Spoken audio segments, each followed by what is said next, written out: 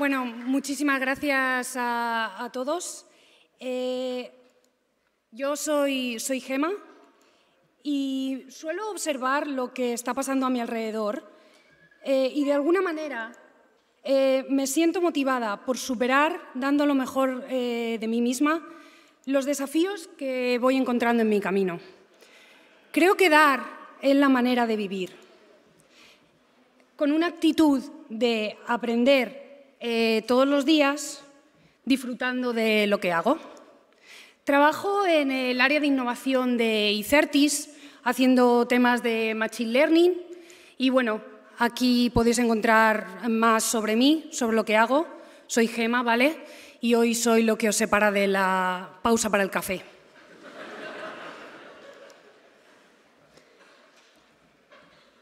Esta es una historia acerca de transformaciones, de cómo el cambio, de cómo entendemos el contexto en una frase tuvo un impacto irreversible en el campo de la inteligencia artificial. Es una historia sobre explorar, crecer y el análisis de herramientas que utilizamos con un lenguaje de programación que nos gusta. Y un viaje por el mundo del open source, dejando las cosas un poco mejor de cómo nos las encontramos. Bienvenidas y bienvenidos al Señor de las Palabras.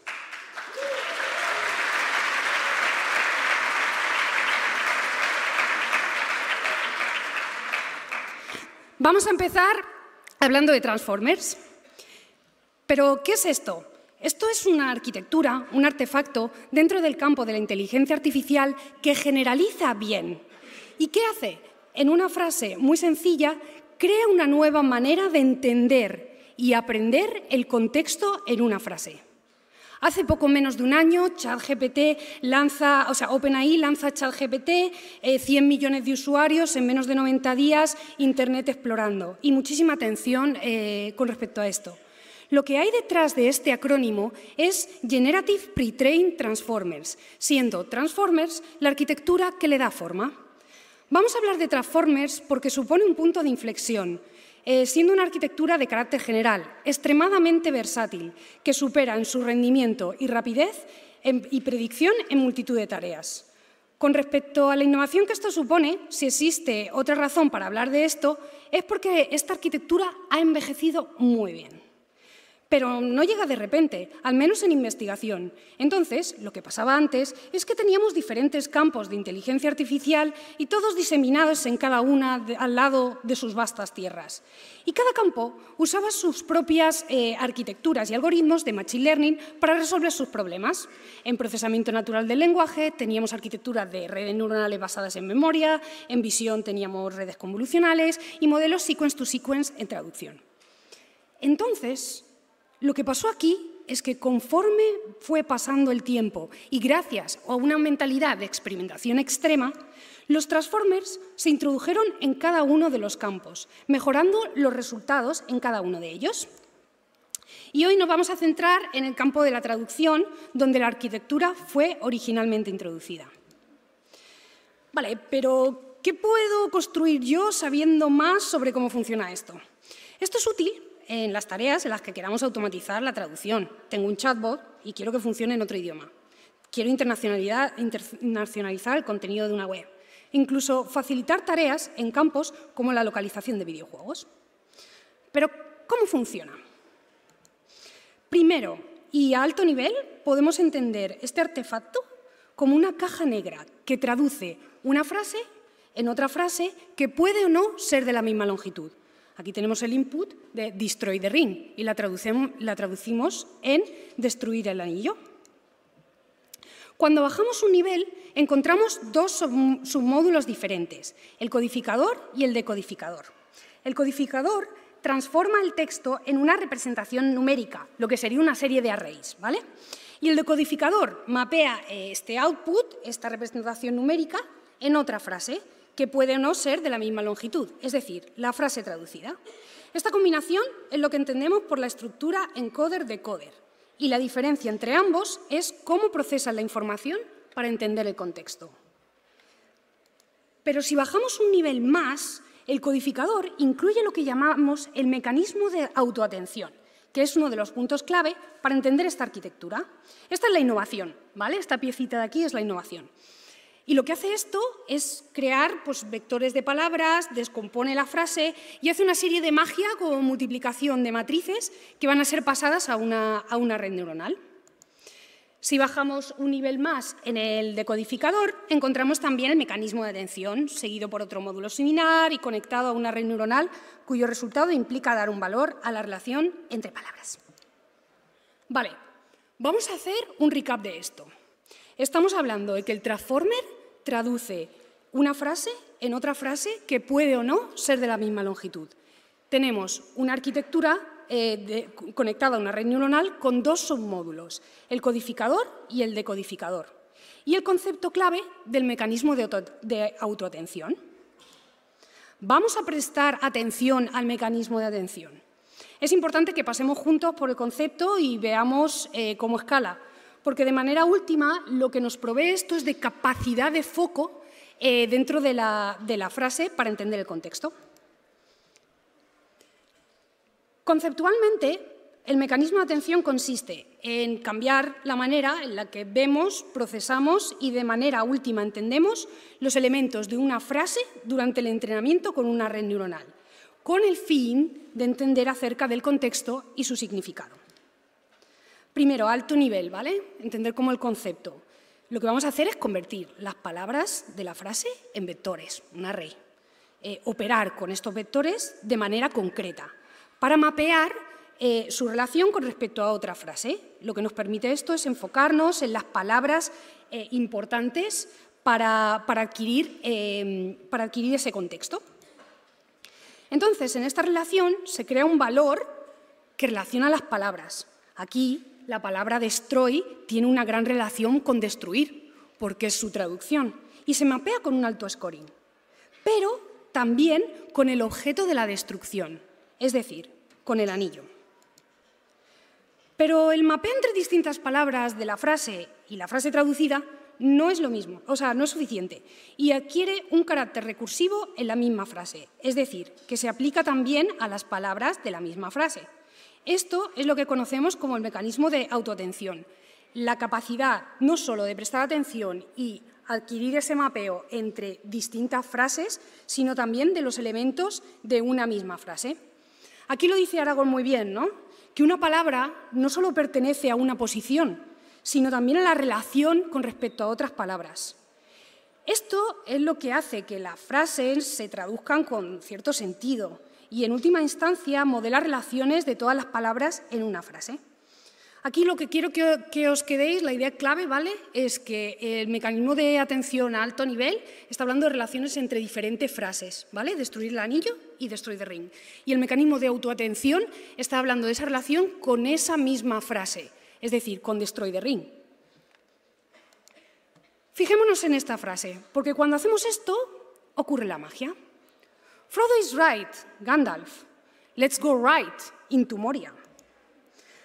Lo que está pasando aquí es que tenemos la misma palabra, right, que dependiendo de su posición, su contexto, significa cosas distintas.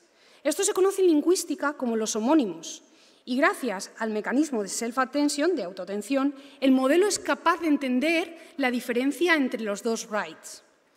Al final, el mecanismo de autoatención transforma, como indica el propio nombre, el vector de cada right de acuerdo a lo que le rodea.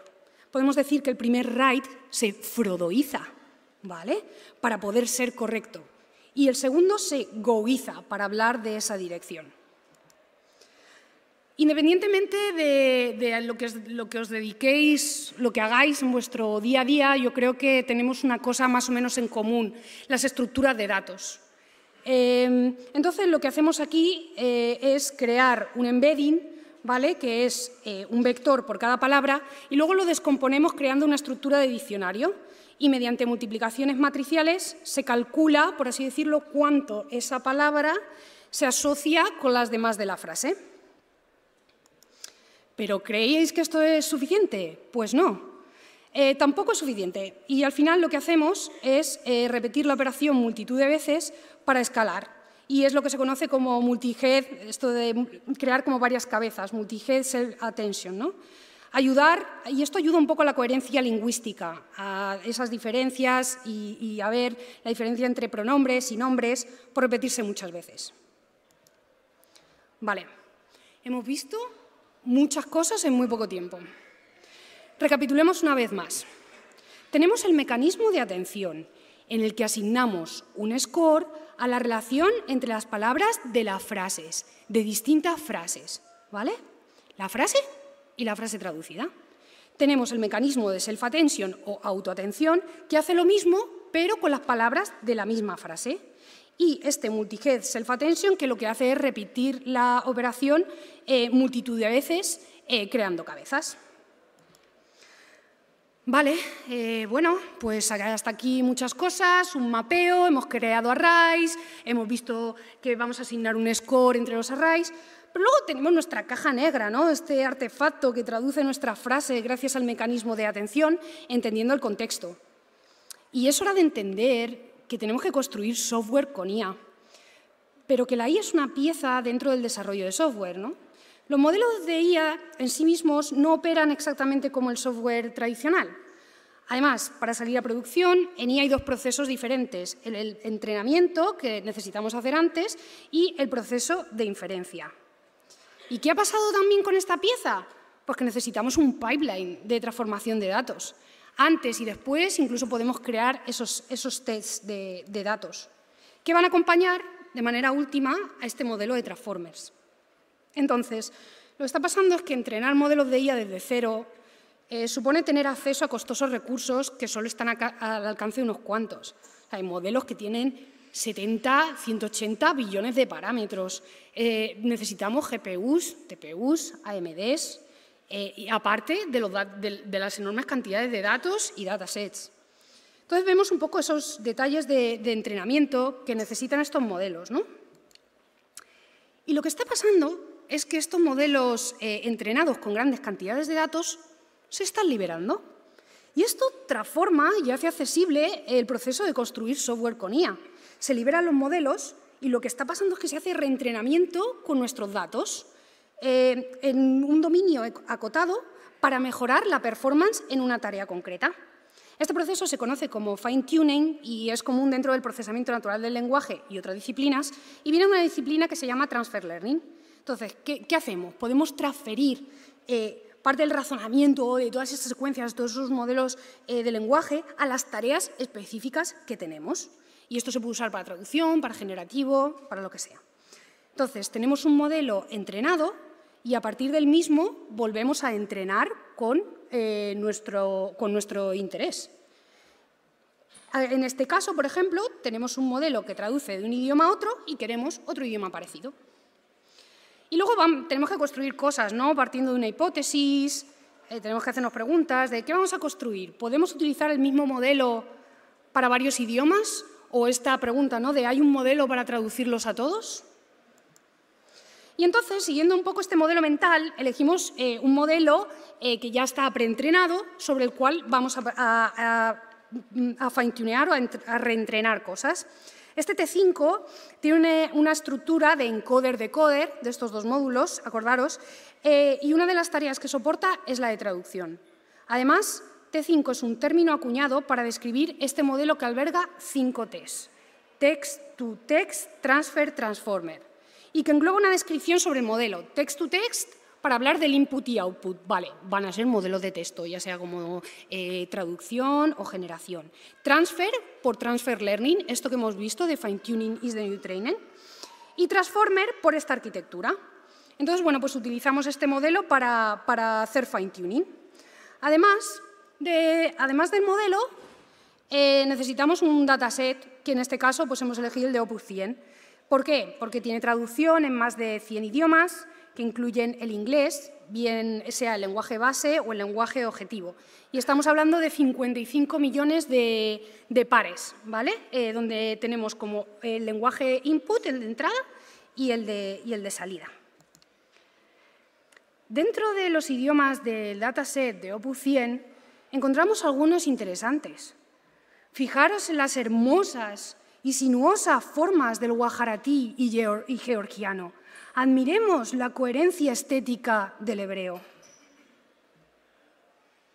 Entonces, dentro de estos datasets, he cogido algunos con reminiscencia lexicográfica a idioma de la Tierra Media. Vale, vamos a recapitular. Nos encontramos ante este paradigma de liberación de modelos dentro del contexto del open source, con modelos preentrenados. Ya no estamos hablando de entrenar un modelo de billones de parámetros, podemos utilizar modelos que ya han sido entrenados, ¿no?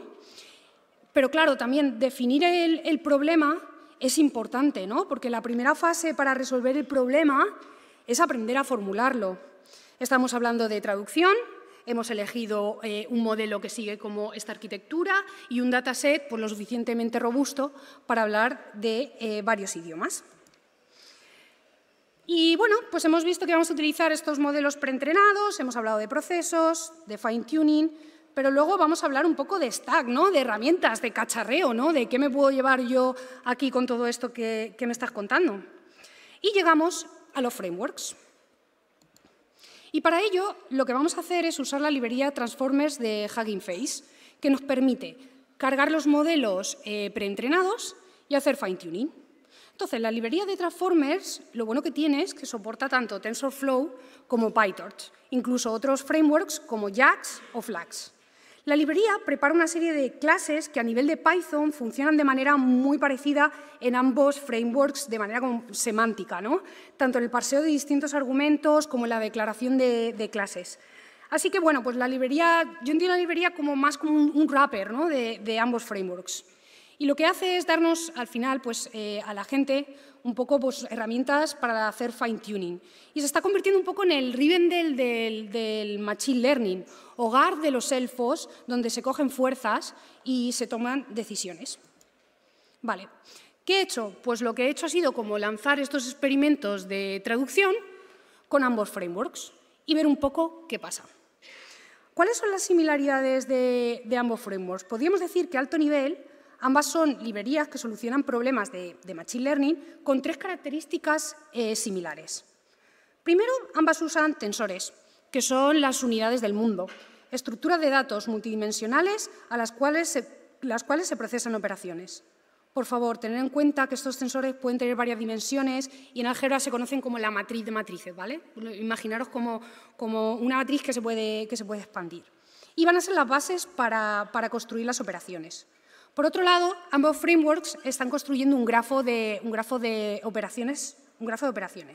Y al final, pues resuelven los mismos desafíos a nivel funcional. Queremos cómo traducir, queremos cómo generar. Y si empezamos a bajar un poco en el código, dentro de la librería de Transformers vemos dos clases que prácticamente tienen el mismo nombre y que utilizan los mismos métodos. Salvo por TensorFlow, que en el caso que se comportan, que añade como un TF antes, ¿no? Y entonces llegamos a las diferencias. Hay belleza cuando las diferencias sintácticas entre frameworks dan fe de cómo se implementan o cómo se entienden los mismos conceptos de manera distinta. Entonces empezamos a ver diferencias a bajo nivel en el grafo. ¿Qué está pasando? Que en TensorFlow las operaciones se definen antes de ejecutar el grafo con tensores y operaciones. Y esas operaciones se agregan al grafo sin ejecutarse de inmediato. Luego se inicia una sesión para ejecutar el grafo y obtener los resultados de estas operaciones. Y esto se hace para optimizar un poco el rendimiento. En PyTorch las operaciones se ejecutan inmediatamente a medida que se definen, similar a la programación tradicional de Python y facilita un poco más el desarrollo iterativo. Podemos decir en una frase, ¿vale?, que el grafo computacional es estático en TensorFlow, mientras que en PyTorch es más dinámico y orientado a objetos. Luego también hay una diferencia a bajo nivel en cómo se computa la pérdida, que es una operación que nos ayuda mucho a ver cómo están aprendiendo nuestros modelos y hacer como ese benchmarking, ¿no? Entonces, lo que está pasando es que TensorFlow está creando, necesita una función que se llama gradient tape, que actúa como un contexto que registra todas las operaciones realizadas dentro de él. Y una vez se realiza esta operación de pérdida, se puede calcular el gradiente de esa operación. En PyTorch este proceso es inherente, parte del marco de trabajo y ocurre automáticamente sin la necesidad de ese contexto de cinta, ¿vale? Esto se debe a que PyTorch utiliza la diferenciación automática basada en cinta. Aquí con lo que quiero que os quedéis es que TensorFlow, para computar algunas operaciones, necesita como un contexto, ¿vale? Entonces, ¿qué hemos visto hasta ahora? Que TensorFlow necesita una sesión y un contexto. Luego también tenemos diferencias entre la manera que se gestiona un dispositivo. En TensorFlow necesitamos tf-device y se utiliza para especificar en qué dispositivo se creará o se va a ejecutar esa operación. En este caso, estamos indicando que el modelo se creará en esta GPU, ¿vale? Esto significa que todas las operaciones se ejecutan en ese dispositivo. En PyTorch, la gestión de dispositivos es un poco más explícita. Entonces, lo que hacemos es, primero verificamos si hay una GPU disponible y si es así, se elige la GPU como dispositivo y si no, se utiliza la CPU.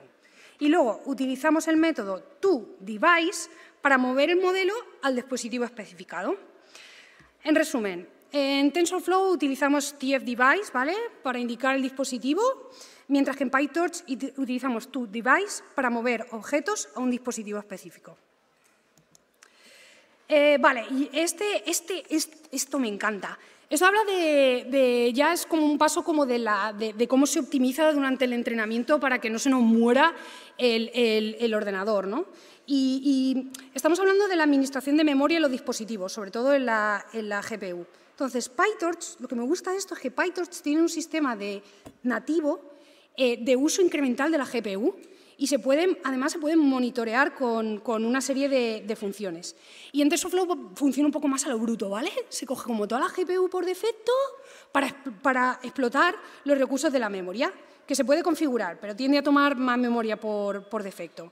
Entonces, aquí PyTorch ofrece una gestión más flexible de la memoria, el GPU permite liberar memoria en caché no utilizada. Sé que estos son detalles, ¿no? Pero al final hay que entender que cómo se produce, cómo funcionan esas operaciones, ese grafo y cómo se gestiona el hardware, pues tiene impacto, ¿vale?, en cómo se entrenan los modelos, en los tiempos y en última instancia también pues en el dinero que uno se puede llegar a gastar en hacer esto. Y luego otra cosa que me llama mucho la atención es TensorBoard. Entonces, TensorBoard es una herramienta que es nativa de TensorFlow, que nos provee visualizaciones necesarias. Y es curioso que va de la mano de TensorFlow, pero en PyTorch se ha integrado también. Incluso podemos encontrar un tutorial en su página de entrada. Vale, entonces hemos visto diferencias, similaridades, pero ¿cómo son esto con respecto a la librería de Transformers de Hugging Face? Entonces, la librería de Transformers utiliza PyTorch como framework más nativo. ¿Y por qué digo esto? Pese a que soporte varios frameworks, porque el Hub, en la plataforma de integración de modelos, muestra una mayor cantidad de modelos de PyTorch versus TensorFlow. Estamos hablando de dos órdenes de magnitud, ¿vale? 100.000 modelos en PyTorch versus 9.000 en TensorFlow. Y sin embargo, bueno, pues los modelos famosos o tal suelen estar en ambos frameworks. Y además, cuando vas a la página un poco de PyTorch y vas a la librería de Transformer, te apunta directamente a la de Hugging Face. Al final, la librería de Transformer de Hugging Face también parece haberse integrado mucho con plataformas de experimentación como Weight and Bias y MLflow, sobre todo cuando estamos hablando de PyTorch. Vale, hemos visto, yo sé que aquí hay un montón de información, ¿vale? Y sois muchos, tenéis como niveles muy diferentes, pero aquí está un poco lo que quiero que os quedéis todos. Hay las ideas de alto nivel, ¿vale? Ambos frameworks utilizan tensores como unidades del mundo. Ambos frameworks al final computan un grafo que hacen operaciones. Y esta librería de Hugging Face actúa como un wrapper entre los dos frameworks. A bajo nivel encontramos cosas que funcionan de manera muy diferente. Cómo se construye el grafo. TensorFlow necesita una sesión. TensorFlow necesita un contexto de cinta para el cálculo de ciertas operaciones. TensorFlow coge más el dispositivo por defecto, cómo se gestiona la memoria es diferente en ambos frameworks. Y luego, pues bueno, pues PyTorch está bastante bien integrado. Tanto con otras plataformas de experimentación como un poco su ciclo de vida dentro de la librería de Transformers. Madre mía, cuántas cosas, ¿no? Vale, genial. Nada, vamos a, ¿sabes? Ideas clave, ¿vale? Repetir también es como la clave para aprender. Los Transformers estamos como traduciendo una frase en otra frase que puede o no ser de la misma longitud. Utilizamos lo que llamamos este mecanismo de atención, que ha cambiado la manera en la que procesamos esa frase y de manera última entendemos el contexto. De ahí la magia, ¿no?, de estos artefactos, de estos bots que generan cosas con sentido. Son capaces de entender el contexto. Los frameworks. El framework es importante, incluso si utilizamos Hugging Face, que es una librería de un wrapper, ¿no? Tenemos que entender cuáles son las diferencias a bajo nivel para entrenar. Y luego, bueno, pues sí me gustaría, ya que estamos en la PyCon y para cerrar un poco, hablar un poco de algo que llevo en el corazón, ¿no?, que es el open source. Entonces, vale, ¿cómo ha sido la exploración con Hugging Face, con estos dos frameworks? Entonces, el cacharro ha consistido en lanzar, o al menos intentar lanzar, los mismos experimentos en ambos frameworks para ver qué pasa. Siguiendo este viaje por la Tierra Media, si tuviese que lanzar una analogía, quizás diría que el contribuidor es un poco como Frodo, que asume la carga del anillo de manera voluntaria durante un tiempo para mejorar la Tierra Media. Lo tenéis todo aquí, en el repositorio. Empecé abriéndome issues de los roadblocks que me iba encontrando, haciendo un poco open source conmigo misma en mi repocomarca, lanzando los mismos experimentos con la librería de Transformers, con ambos frameworks, con el mismo modelo y con el mismo dataset. Vale. Uno de los mayores regalos que puede hacerte una persona en tecnología son las lecciones aprendidas de su exploración. Entonces, hay como 4 puntos de las principales diferencias que he encontrado entre TensorFlow y PyTorch. La primera es que del tutorial al script hay un salto enorme. Hay un salto fuerte porque del tutorial hay una mentalidad muy de notebook. Ojo, que no es malo, ¿vale? Los notebooks tienen su propósito. Y lo bueno es que en el tutorial se puede ver como los dos frameworks. Pero la carpeta de ejemplos de la librería en GitHub está muy bien. Y os aconsejo que elegéis una tarea, os leáis un poco el tutorial y vayáis directamente ahí. Otra cosa es que ambos scripts me parece que están bien estructurados, ¿vale? Mirar bien la documentación del README de las tareas de la librería de Transformers para ver los modelos y los datasets de ejemplos. Esto es importante. Y el framework que os aparece en el hub para ver el framework que soporta el modelo. Si queréis salir de las exploraciones más de demo y os interesa salir a producción, la integración con plataformas de experimentación está mucho mejor pensado para PyTorch, ¿vale? Está documentado todo. Hay flags incluso para fácilmente lanzar el script y loguearte en la plataforma. Y luego, bueno, en mi caso, ¿vale? Y esto ya he encontrado menor tiempo de entrenamiento en Mac con CPU con PyTorch. Y aquí, por favor, tener claro el contexto, que estamos hablando del T5 con Opus 100. Hay que explorar, hay que cacharrear, pero también al final tenemos unos resultados, ¿no? Gracias a esta charla, pues, y gracias a los experimentos, 190 personas se han podido bajar los modelos preentrenados, ¿vale? De diferentes idiomas. Y, bueno, comentaros como curiosidad que la mejor performance me ha salido en el modelo de inglés hebreo, pero el modelo más descargado es el hindi. Y bueno, luego pues está como todo este tema, ¿no?, de cómo contribuir. Y primero empecé a preguntar, o sea, después de leerme el foro, leerme la documentación, pues sí que empecé como a abrir alguna issue cuando tenía algún roadblock. Y esto al final ha dado lugar a 16 interacciones con la librería. Primero, bueno, pues empezando pues arreglando alguna cosilla que estaba, algún leak roto de documentación, y luego pues un bug recursivo en documentación, y ha surgido también pues el dar support a algunos usuarios, ¿no? Ya que estaba por ahí, pues dar support a algunos usuarios en algunas issues. Y ha surgido también el formar parte como contributor en una Good First issue dentro de un docstring de Python.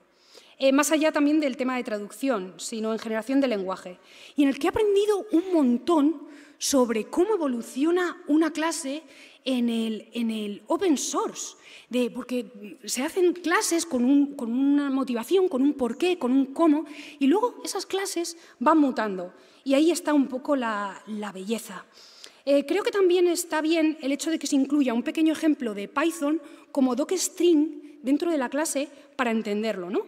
¿Por qué? Porque cuando estás leyendo el código de una librería, ves la clase y el ejemplo integrado te da una visión general que te permite tener una visión clara de cómo se integra. Y bueno, también ha sido una gran experiencia porque he conocido a gente muy top. Me hice un repo para explorar y analizar cosas y apareció un contribuidor que estuvo probando cosas y nada, encontró en un momento dado que no estaba usando bien un split, que estaba separando por carácter y no por palabra, ¿vale? Y le dije, bueno, tío, pues te voy a poner como contributor de la pull request. Y me dijo, bueno, no te preocupes. Evidentemente le di kudos a la pull request y la apoyo siempre que puedo, ¿no? Pero esto fue como lo bonito, ¿no? En plan de que me dijo, no te preocupes, estoy feliz con la experiencia de aprender. Una vez dicho esto, si algún día llega, y puede que este día nunca llegue, pida esta colaboración de vuelta. Muajajaja. Y meme del padrino. A lo que yo respondí con un dibujo haciendo referencia a su avatar, un Atlantic Puffin, y a un pastel, objeto del ejemplo, con la siguiente frase. Vienes a mi repo, el día que cerramos nuestra primera Good First issue, a pedirme una futura colaboración, en abierto preferentemente. Para mí, parte de este viaje es cerrar una First Good Issue con un meme del padrino y un dibujo con el ejemplo del pastel. Y no sé, esto también es un poco la magia del open source, ¿no? Que hacer software así con la gente, pues es bonito. Bueno, pues llegamos a nuestra parte ya al final de nuestro viaje y a las conclusiones. Al final, pues bueno, pues ha surgido esta arquitectura de transformers que han transformado todo, ¿no? En plan de, si hay una idea, una frase con la que quiero que os... Toda esta explosión, ¿no? Todo 21 herramientas de IA que tienes que saber, hilo, ¿vale? Detrás de toda esta explosión de herramientas funcionales y de cosas así, pues hay una arquitectura que se llama Transformers, que hemos cambiado la manera en la que vemos y procesamos una frase, una secuencia, y que habla del contexto de las cosas, ¿vale? Para entender. Luego tenemos esta explosión de los frameworks. Ha nacido pues esta Hugging Face, esta cara que abraza, que actúa como un wrapper, con esta nueva idea de coger modelos preentrenados y que los podamos utilizar, ¿no? Y luego, pues bueno, pues que está habiendo como una explosión de la IA y del open source y que hay una oportunidad muy bonita, ¿no? para formar parte de esto. Quiero dar las gracias a personas que me han ayudado y que han formado parte junto con vosotros de este viaje y que han permitido pues, que esta charla pues, que pueda ser así, ¿no? Gracias a Bea por todo el feedback de los visuales, a Belén, gracias a Alejandra por hacer el esfuerzo de que esta charla sea más accesible y a Carliqui por su apoyo. Gracias a Timo de DeepMind, que también le ha echado un ojo a las slides. Gracias a David y Alberto, dos personas que guardo en mi corazón después de mi experiencia en BBVA. A Salva y a Jorge, que por su incondicional apoyo. También a Salva de PIG, un mentor y una persona que he encontrado a lo largo de mi camino impresionantes. Y a Alba pues, por todo el apoyo. Gracias a Yodra y a Jimena por todo el trabajazo que se han pegado y por invitarme. Y también a Julian, el CTO de Hugging Face, por echarle un vistazo a la keynote. Y bueno, pues hasta aquí un poco lo que yo os quiero contar. Son las 11:05, nos hemos pasado un poquillo de tiempo, no sé si hay tiempo, ignoro si hay tiempo para alguna pregunta, pero por favor, el repositorio tiene una Good First Issue con Help Wanted abierta. ¿vale? Por si alguien quiere echar una mano. Os espero a todos en abierto. Muchas gracias.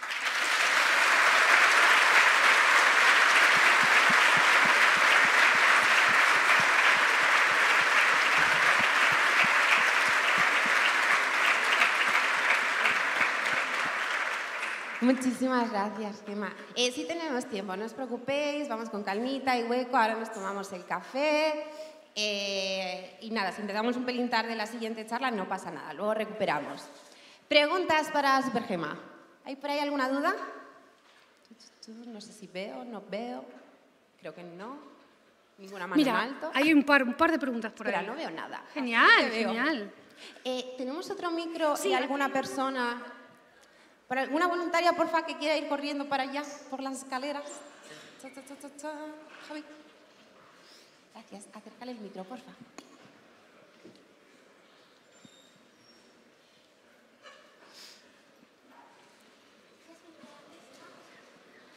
Hola, Gemma. ¿Se escucha?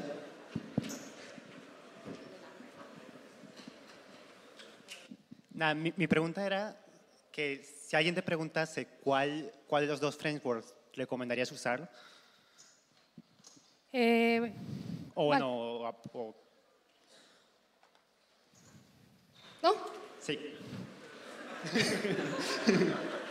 Es muy buena pregunta. A mí también se me pasó por la cabeza en su momento. Vale, si vas a usar el framework si vas a usar Hugging Face, yo te aconsejo PyTorch, ¿vale? Por documentación, por cantidad de modelos que hay en el hub y luego también si vas a saltar un poquillo de escala, está como bien preparadillo. Así que, ¿sabes? También te digo que depende. Si vas a empezar y tal, no sé qué, y quieres ir a lo hecho, PyTorch. Si vas a ponerte, tío, a nivel de grafo, ¿vale? A computar operaciones como una cosa muy delicada y tal, y no sé qué, vete a Tensor, ¿vale? Luego se escucha hablar también de JAX, ¿sabes? JAX, que es otro framework. Sí.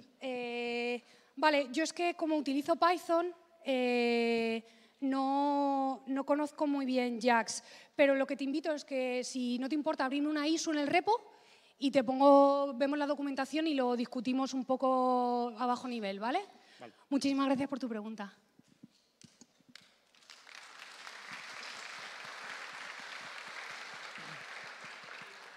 Nada, mi pregunta es, ¿qué consejo le darías a alguien que quiere empezar a contribuir en proyectos open source? Vale, yo creo, esto es mi opinión totalmente personal, ¿vale? Yo creo que no hay contribución pequeña, ¿vale? Te digo lo que me ha funcionado para mí. Leerme todas las bases de código y tal y ver qué podría o qué se me ocurre mejorar. Si alguien va a empezar, yo le aconsejo documentación o incluso hacerse un ejemplo. Por ejemplo, esta First Good Issue es hacerse un ejemplo para una clase, ¿vale? Pero lo que pasa es que Hugging Face pues, ha tenido a bien integrarlo en su base de código, ¿vale? Hacer eso. Luego, Hugging Face, su DevRel Merv tiene un artículo de Medium que habla justamente de esta pregunta, ¿vale? Pero sí te digo que a nivel personal mío ha sido como documentación, empezar por documentación y leerse la base de código, ¿vale? Y luego GitHub también tiene recursos en plan como contributor versus maintainer, ¿vale? Igual, si quieres que después lo hablemos o cualquier cosilla, no dudes en acercarte. Gracias.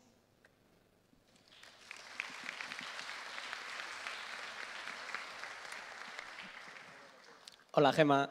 Hola. Me ha gustado mucho estoy aquí. Hola, ¿qué tal? Me ha gustado la forma de armar la narrativa. Gracias. Una pregunta. Vale, el transformer, claro, es como que ha ayudado a la máquina a entender mejor el contexto de las palabras, ¿no? Correcto. Entonces mi pregunta es, cuando usas un transformer, ¿te permite entender mejor el idioma? Por ejemplo, has puesto el ejemplo de la homonimia, ¿no? Con write. Claro, ¿se podría haber extraído ese conocimiento si no lo conocemos de antes? Vale. A ver, vale. ¿qué te puedo decir seguro sobre esto? La tarea en la que hemos explorado hoy juntos es la tarea de traducción, ¿vale? Sobre el modelo mental que me estás planteando, esto podría servir en otra tarea del lenguaje que se conoce como sumarización, por ejemplo, o se podría utilizar también en la parte de Q&A, Question and Answering. ¿Qué te puedo decir seguro? Que hay variaciones, o sea, la respuesta corta es sí, ¿vale? Entonces, pero varía en tareas y varía un poco también la estructura del decoder dentro de la arquitectura del transformer, ¿vale? Entonces, sirve para eso, pero es otra tarea del procesamiento natural del lenguaje, no es traducción. ¿Me explico? Sí. Vale, creo que no quería preguntar tanto si se puede usar esta tecnología para otras operaciones de texto, sino más bien si le puedes... Uy, está sonando la alarma. Si esta tecnología hace que se entienda mejor un idioma con respecto a sí mismo, esa recursividad de entender. O sea, si como lingüista podrías decir, anda, no era consciente de esta propiedad de este lenguaje y a raíz de haber usado un transformer, de repente descubro pues, una propiedad como la homonimia, ¿no? Vale. Vale, creo que entiendo la pregunta. Entonces, la pregunta es, ¿este transforme te puede hacer como descubrir propiedades lingüísticas? ¿Es esta la pregunta? Sí. Vale. No lo sé. Sé que descubrir nuevas propiedades lingüísticas, sé que puede como detectar propiedades lingüísticas, ¿vale? Claro, entonces, y eso es, se le puede preguntar qué has detectado y luego ya que un humano interprete o le ponga nombre.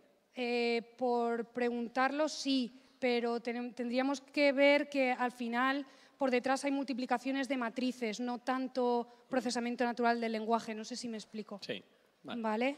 Pero si no te importa, conectemos luego en Twitter y déjame que lo piense un poco, ¿vale? Vale, muchas gracias. Vale, genial.